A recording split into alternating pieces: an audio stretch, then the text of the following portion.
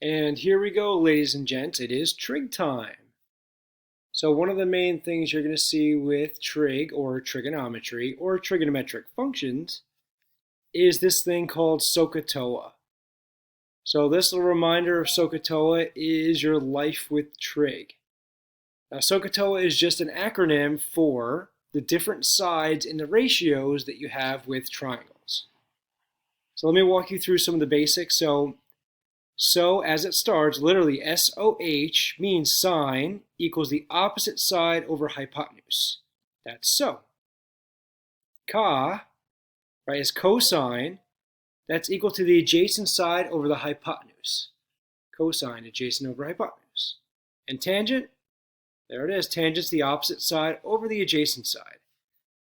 So SOH CAH TOA really is a good memory trick to help you remember what sides we're talking about when we refer to sine, cosine, or tangent in a right triangle. Right, so let's apply this to some triangles. Here's a couple off of your work coming up. And it's number 1 and 11 here. So here's how we start. So in this one, by the way, you're only ever going to work with the sine of the acute angle. So either angle C or angle A. We're not going to do any trig from the right, and hopefully later on I'll get to explain this more, but only the acute angles for now. So for sine A, we're basically looking from this spot here. The first thing you want to do is find out which side is the hypotenuse. So 45 is the hypotenuse. It's always the side across from the right is the hypotenuse. Now from A, the opposite side would be the one that's all the way across here. So this is the opposite, 27. And the last part would be the adjacent side, which is 36. Adjacent means next to. So if we're talking about angle A, next to A is 36, opposite is 27, and hypotenuse is 45.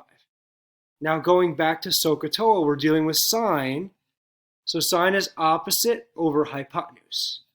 So literally from here we've got opposite, which is 27, over hypotenuse, which is 45. So we're dealing with those two angles. So that's why I have this here. Sine of A is 27 over 45. But of course, that's not a solution. All right, but note down here, when you reduce the ratio of 27 over 45, both numbers are divisible by 9. So that ratio gets reduced to 3/5 or choice A.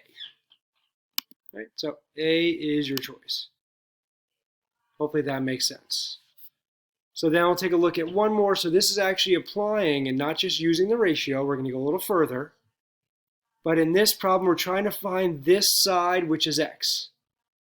Now go with whatever acute angle you're given, which is 49.